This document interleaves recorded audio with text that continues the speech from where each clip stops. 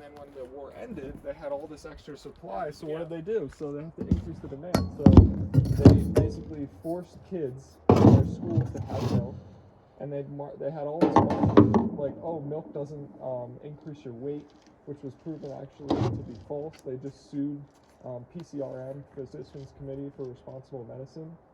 They just sued them in like 2018, and they had to revert that. But it's a shame because people think that you need it to be healthy, and it's actually really unhealthy. It actually causes a higher risk of osteoporosis. You don't like breast cancer, prostate cancer. It's all linked to that shit. Did you know all that stuff? Most people don't know that stuff. I didn't know that stuff until I looked into it. Again, I mean, I'm pretty skeptical. Of science or what? Yeah. Gotcha. I am. Part of it was from working in food processing plants where we'd hire scientists, and then when the scientists didn't agree with us, we'd fire them and find scientists that said what we wanted them to say. Yeah. And so you go, but wait a animal minute, agriculture does that though. This is not science, guys. That's this weird. Is not, you know what I mean? Yeah, that's scary. I always joke, I worked in one of the largest juice companies there were, and I'm joking, but this literally happened. But I always say jokingly, we spent the first part of the morning, figuring out how to tell people that our juice was great for all the Christians. Then we went to lunch and came back and said, now how do we sell it to the Satanists? And you go, what? What are we doing here? It's all about money. You know, and then when you say, what are we doing here? You know what the response is? We're selling juice, man. We're making money. We're making money. Yeah. You know, when you go, well, but is your juice good or your juice bad? Yeah. Well, our juice is good. Why don't you just sell your damn juice? Yeah.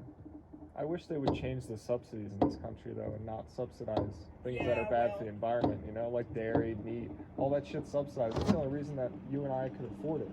I mean, milk would be like $30 a gallon if it wasn't subsidized.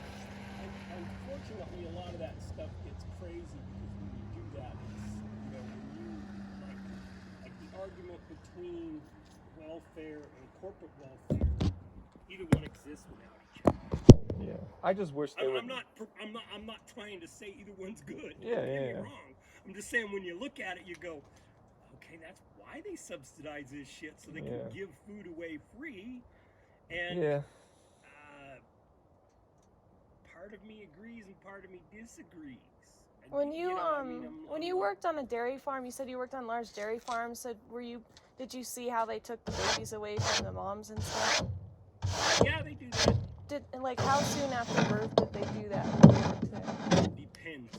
Yeah. They're a little misogynistic. If it's a female, they take her and take very good care of her. Right. If it's male, they don't give a shit. Yeah, 'cause he can't produce what milk. happened to the males then? Usually they sell the males and then those go into a beef farm. Oh, okay. Or veal, right? Yeah. No, veal's raised special. Yeah, well, some of them go. Traditional veal was almost up to the point that they were getting to the point where they almost aborting the cows so they could get that calf even prior to birth to get it more tender. But that's just kind of a little special niche market. That's what they do with the leather in people's cars. I'm not looking at yours. I'm just saying in general, like the younger the calf, they actually. The leather, yeah. Yep. And there's production rates. I mean, it's you know, the production rates are just the way you think when you do it. I had a guy asking me the other day about chickens, and he's like, I got this chicken, and it's like, I'm like, dude, when you raise chickens, you lose some of them. You lose like 20% of them. Chicken to the vet. I'm sorry, kill your chicken. You know, if your chicken can't walk, you're facing, and you know, and he was a doctor, and I'm like, first you have to diagnose what's wrong with this chicken. Mm-hmm. That's the first thing we've got to do, because I can't tell you how to take care of your chicken. I don't know what's wrong with your chicken. They're just too modified. That's why they have all those issues. He kept insisting that's what it was. But that's why they break their legs, because they grow too fast. I mean, what if you... He kept insisting that wasn't what it was. And we kept trying to tell him, look, the meat chicken, you grow it, boom, and it's done. You need to slaughter. 42 days, yeah. You need to put it into that regiment, and that's that. That's all that's chicken for. If you want a pet, you don't be growing meat chickens. You find chickens that are more suited for pets. And he's like, well, no, it's not a pet. And it's like, well, I don't know. again, I mean, the end of the conversation is until we can diagnose exactly what your chicken has, there is no way any of us are going to be able to tell you what to do to save your chicken's life. Yeah, If they your chicken's got a disease, then you need to treat the disease, but we don't just treat diseases. Yeah, they got respiratory issues So because those are meat breathing. chickens he has? I never really was 100%.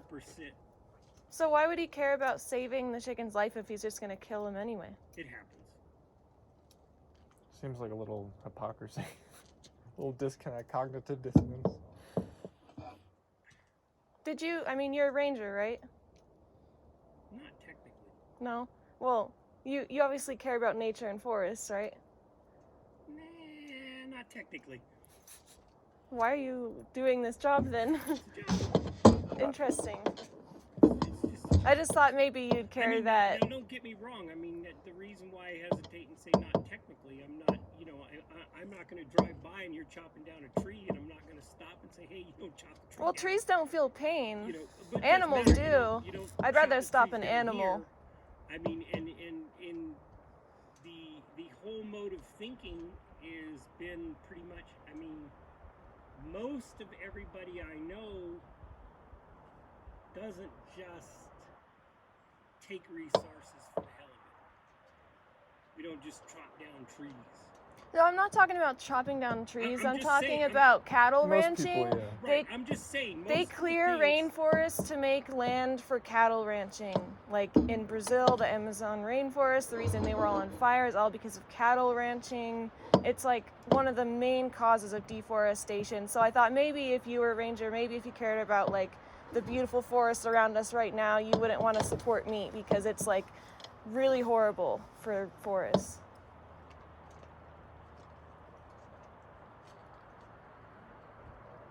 That practice is horrible. And part of that practice is driven by other things. What do you mean? Part of that practice is driven by other things.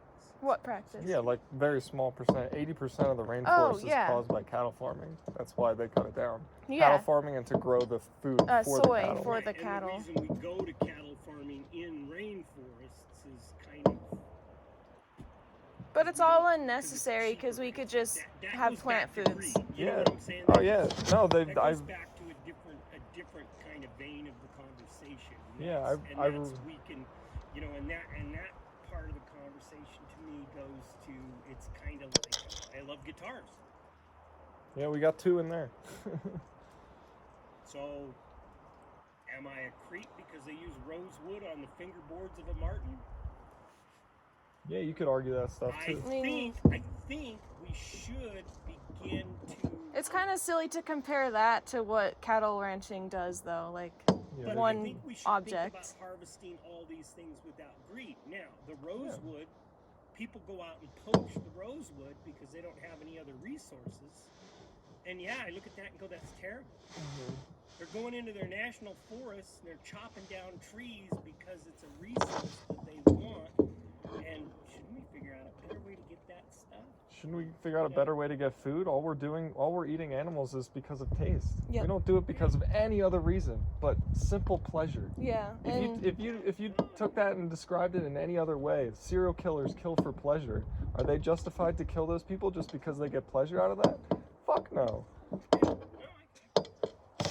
That's why we're vegan, because it's so easy to be vegan these days, and it's just like it makes no sense not to be if you care about the environment, care about animals, care about we want we're a couple, maybe one day we're gonna have kids. We want them to have an earth. You know what I mean? Like if we don't change the way we eat, we ain't gonna have an earth anymore. Like yeah. that shit should scare people, but it doesn't. I don't know, this ball's been bouncing up and down for a long time. I think we should fear the earth more than the earth fears us. It'll cool down and wipe us all out before long. Well, that's what I mean.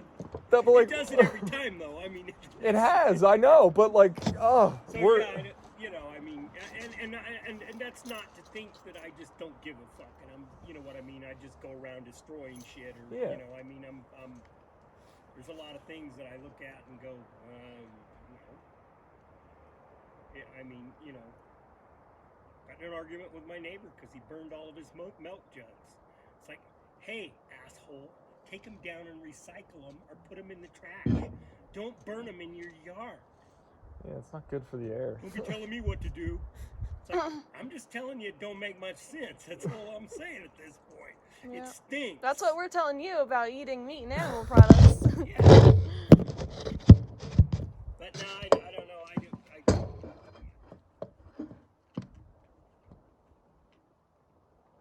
It's okay, like I said.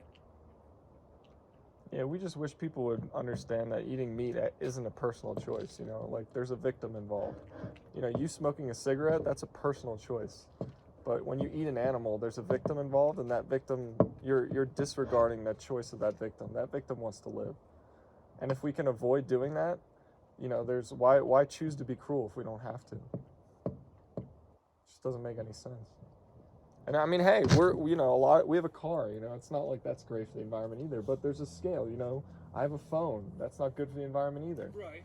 And it's just, you do the things that are easy, and then you tackle the harder things, you know? Yeah, and food is 3 times a day every day. You don't like buy a car or a phone 3 times a day every day. Like, yeah. Hey, but I and you appreciate can you buy stopping and used talking to me. cars and used phones, used clothing. Yep. That's what I do. Yep. Yeah. No, I mean, like I said, it's always nice to share the opinions.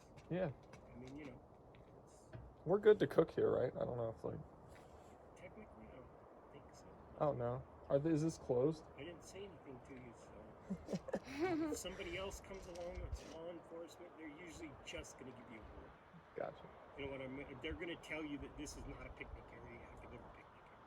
Gotcha. They're not going to just like come out with their guns blazing and try to arrest you. That's good. I hope not. No, they try not to do that. They try to be, you know, you gotta have other things going on before they do that. True. I mean, you know, if they can see that there's a lot of other issues, they might just give you a ticket. Yeah. Most of the time, in my experience, when they do that, it's not some single thing. Let's put it that way. You got to be doing more I than warned some guys because they were driving super fast through the campground. They were in the back of the pickup. They were drinking a beer. I told them, "Come on, guys. Rules of the road apply." I was talking to a cop 3 days later. They come zipping through the campground, and unfortunately, the expression on my face gave away everything I was thinking. And this guy and I always have psychology conversations, so I know he read my mind at the moment. I did not turn them in. Yeah. I'm sure they thought I did. And afterwards, I go, "Lewis," I didn't want to get him in trouble. And he's like, "Oh no." He goes, "I wrote him 5 tickets. Trust me, they had plenty of shit to get in trouble with." Wow. Okay then. And those 5 tickets, most of them were things I had already warned them you don't do. You know, Yep. it was like, had an open container. Their license was expired. And I'm going, "Okay." And he's like, "Those type of people get tickets. Don't feel bad about it." And it's like, wow, I just didn't want to be the one that ratted them out. That's all I'm saying. Yeah, I hear you.